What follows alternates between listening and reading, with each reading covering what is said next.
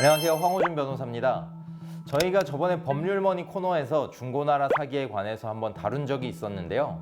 해당 중고나라 사기 편에 워낙 댓글이 많이 달리기도 하고 댓글들을 보다 보니까 조금 더 보충해야 될 부분이 있겠다, 이런 생각이 들어서 저희가 한 번 더 중고나라 사기에 관련된 동영상을 촬영하게 되었습니다. 특히 이번 편에서는 어떻게 하면 사기꾼으로부터 돈을 돌려받을 수 있을지 그 부분을 좀 중점적으로 다뤄볼 테니까요. 한번 재밌게 지켜봐 주시죠. 시작하겠습니다.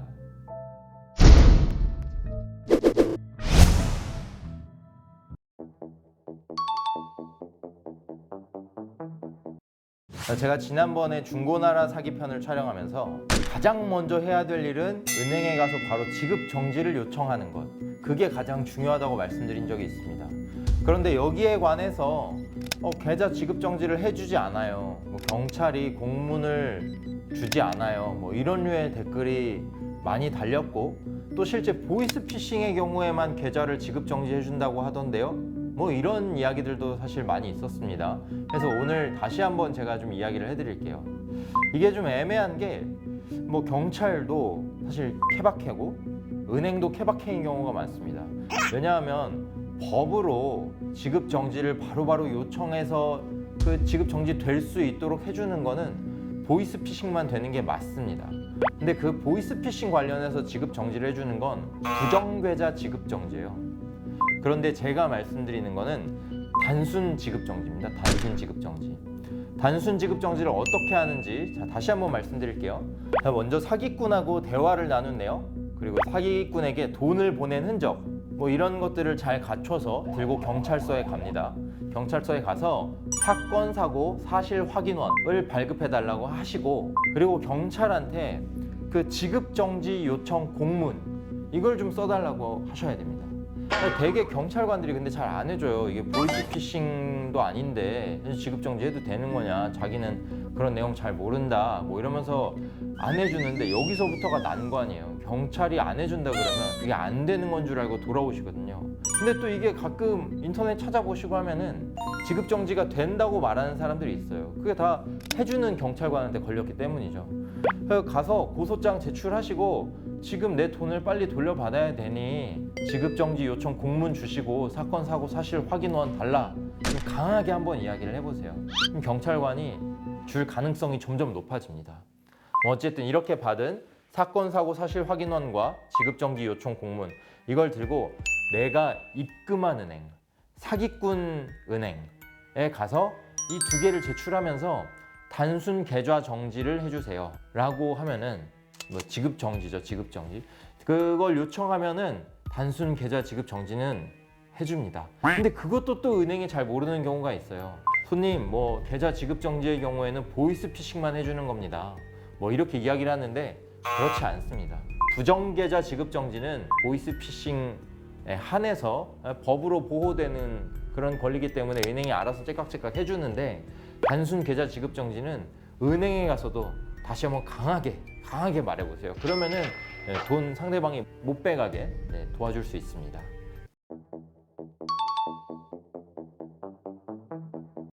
제가 지난번에 말씀드릴 때 결국 중고거래 사기를 예방하기 위한 가장 좋은 방법은 직거래다, 이런 말씀 드린 적이 있습니다. 이 직거래에 집중해서 뜨는 새로운 중고거래 플랫폼이 있죠. 저도 자주 이용하는데 당근마켓이라고. 근데 최근에 또 당근마켓 관련해서 문의 글이 한번 올라온 적이 있어요. 내가 직거래를 해서 물건을 샀는데, 이제 말하자면 진품인 줄 알고 샀는데 가품이었다는 거죠. 그럼 이런 경우에는 어떻게 해결을 해야 되느냐? 그럼 이것도 사실 다 사기가 되는 겁니다.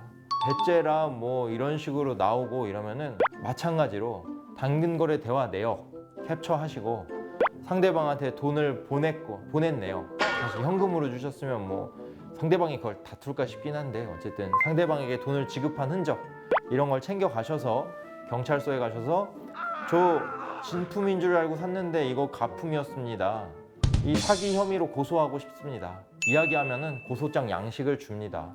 그 고소장 양식에 진품인 줄 알고 샀고 상대방이 가품이라고 말한 적도 없는데 가품이었다, 사기당했다, 이런 취지로 고소장 내시면 여타 중고거래 사기랑 똑같이 수사가 개시돼서 처리가 되니까요.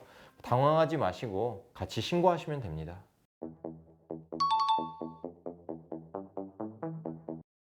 핵심 주제라고 해도 과언이 아닌데요. 먼저 여러분들이 좀 알고 가셔야 될 게 있어요. 사람들이 제 주변에서도 저한테 많이 물어보는 것 중에 하나가, 나 고소했는데 왜 돈 아직 안 줘? 왜 나 돈 못 받았어? 뭐 이런 이야기들을 하시는데, 이게 법적으로 절차가 다 구분되어 있습니다. 예를 들어서 형사는 이 사기꾼한테 죄가 있다 없다를 판단하는 그런 절차예요. 그리고 민사는 내가 쟤한테 돈 받을 권리가 있으니까 내가 쟤한테 돈 받을 권리가 있다는 걸, 가장 중요한, 내가 사기꾼한테 돈 어떻게 받을 수 있나, 이 부분에 대해서 이야기를 좀 해볼게요. 저한테 많은 분들이 문의를 주시는 내용 중에 하나가, 나 고소했는데 왜 아직 돈을 안 줘요, 사기꾼이? 나 고소했는데 경찰에 신고했는데 왜 아직 돈 못 받았을까요? 뭐 이런 문의를 많이 주세요. 제가 한번 명확하게 설명을 해드릴게요. 우리가 경찰서에 가서 사기꾼을 고소하는 거는 이 형사적 절차입니다. 형사적 절차라는 건 사기꾼한테 죄가 있다 아니면 없다, 이걸 판단하는 것 뿐이에요. 그래서 죄가 있으면 그냥 처벌을 하는 거죠. 죄가 없으면 처벌하지 않고. 그런데 돈을 돌려받기 위해서는 별도의 민사 절차를 밟아야 됩니다. 민사 절차라는 건 내 생각에 내가 쟤한테 돈 받을 권리가 있는데 쟤는 아니라고 주장을 하고 있으니까 법원이 한번 내 권리가 있다는 걸 확인해 주세요. 뭐 이런 절차입니다. 근데 그럼 민사소송에서 이기면 돈이 들어오냐? 그렇지 않습니다. 이거는 그냥 권리를 확인하는 단계일 뿐이고, 결국에는 집행 절차라는 게 또 별도로 있습니다. 이거는 법원이 내가 돈 받을 권리가 있다고 확인을 해주면 그 권리를 가지고 상대방이 동의를 하든 동의를 하지 않든 상대방 재산을 집행을 해서 제가 그 돈을, 내 돈을 가져오는 겁니다. 그렇기 때문에 경찰서에 고소를 했다고 해서 돈이 들어오는 게 아닙니다. 민사소송에서 내가 이겼다 라고 해서 돈이 들어오는 것도 아니에요. 민사소송에서 이겨서 내가 돈을 받을 권리가 있습니다 라는 걸 공식적으로 확인을 하고, 권리가 있다는 걸 확인한 문서, 판결문이죠. 판결문을 가지고 별도로 강제 집행을 신청해서 상대방이 가지고 있는 재산 중에 받아야 될 돈을 가져오는 겁니다. 여기서 문제가 있어요. 사기꾼이 돈이 없으면 어떻게 하느냐, 아니면 민사소송 중에 얘가 돈을 청구하네 해서 사기꾼이 돈을 빼돌리면 어떻게 하느냐, 이게 중요한 문제입니다, 정말. 그래서 사람들은 되게 민사소송만 제기하는데 100이면 100 변호사 사무실 가서 상담을 받으시면 가압류를 해야 된다, 뭐 이런 이야기를 할 거예요. 가압류라는 건 상대방이 뭐 어떤 절차가 진행되고 있을 때 돈을 빼돌릴 수 없게 상대방 재산을 묶어놓는 겁니다. 이걸 해놔야 내가 돈을 받을 수 있는 가능성을 높일 수 있죠. 이거 안 해놓으면은 내가 다 이겼는데, 민사소송도 이기고 사기꾼 유죄도 나왔는데 그 사이에 얘가 돈을 빼돌렸다, 그러면은 아주 골치 아파집니다.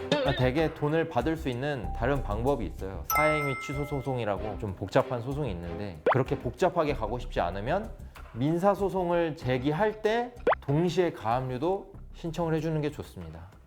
네, 이렇게 일단 참고를 하시고요.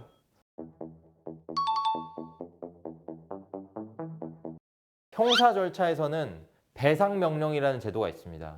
아까 말씀드린 것처럼 원칙적으로는 형사 절차를 진행하면서 별도로 민사 절차를 진행해야 돈을 받을 수 있어요.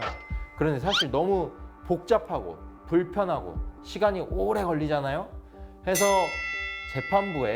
형사재판부에 내가 쟤한테 이만큼 손해를 입었으니까 이 형사 재판에서 같이 사기꾼한테 너 빨리 피해자한테 돈 돌려줘 라는 명령도 좀 같이 해주세요, 형사재판부에서. 뭐 이런 신청을 하는 겁니다. 우리가 사기꾼을 고소를 하면은 1단계로 경찰에서 수사를 하고, 2번째로 검찰에서 다시 한번 수사를 하고, 3번째로 재판에 넘어가게 되면 법원에서 재판이 진행이 됩니다. 배상명령은 이때 이 법원에서 재판이 진행될 때 그 재판부에 신청서를 내는 거예요. 지금 저희가 다루고 있는 어떤 100만 원 이하의, 사실 큰 돈이지만 소액 사건이라고 할게요. 100만 원 이하의 소액 사건의 경우에는 지급명령 신청이라는 게 있습니다. 아까는 배상명령 신청이었고 지금은 지급명령 신청입니다. 거기에는 내가 제 나쁜 행위로 인해서, 불법 행위로 인해서 내가 이만큼의 손해를 봤으니 그거를 나한테 지급하라고 명령을 해주세요 라고 신청하는 겁니다. 그게 지급 명령 신청이죠. 지급 명령 신청은 소장보다 처음에 들어가는 소송 비용도 훨씬 저렴하고 절차도 굉장히 간소해서 인터넷에 찾아보시면 뭐 지급 명령 신청서 보시면은 서식도 이미 엄청 많이 있고 기재례 같은 것도 쉽게 찾아볼 수 있습니다. 그래서 개인이 써서 제출하기가 매우 좋아요. 지급 명령 신청을 제출하고 상대방이 송달 받은 날로부터 2주일 내에 이의 신청을 하지 않으면 그냥 그대로 확정됩니다. 내가 쓴 대로.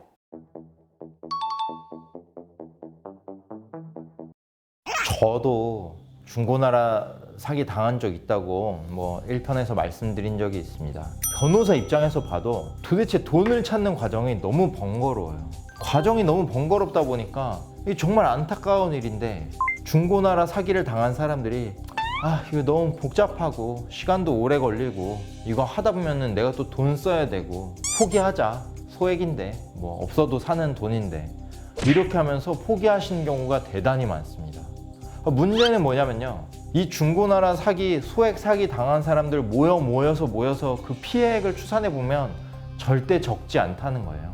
그런데도 불구하고 뭐 여전히 우리나라 법에서는 보이스피싱의 경우에만 쉽게 계좌를 막아주고 돈을 찾을 수 있는 방안을 마련해주고, 중고거래 사기 뭐 이런 거는 여전히 뭐 대단히 절차에 뭐 미비한 점이 많죠. 전 참 이런 상황이 안타까운데, 얼마 전에 국회의원 한 명이 이 중고거래 사기에 대해서도 바로 계좌를 지급 정지시킬 수 있는 법적 근거를 마련하자, 이래서 관련 법 개정안을 뭐 발표한 걸로 알고 있는데요. 개인적으로는 상당히 응원하는 바이고, 하루라도 빨리 이런 중고거래 사기 피해자들을 이 법적 테두리 내에 두고 보호할 수 있는 그런 개정안이 빨리 마련이 되고 더 치열하게 국회에서 논의가 되고, 이런 제도적 미비점이 다 보완돼서 제가 더 이상 이런 영상 찍을 필요 없이 우리 사기 당하면 돈 바로바로 찾을 수 있는 그런 어떤 원스톱 시스템, 이런 것 좀 구축됐으면 좋겠다. 네, 뭐 이런 바람을 비치면서 오늘 촬영은 여기서 마무리할까 합니다.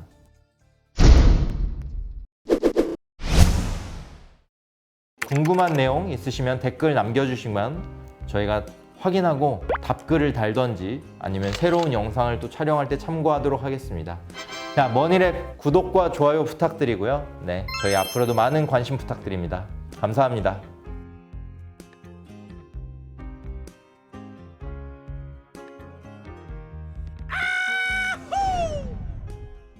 Money rap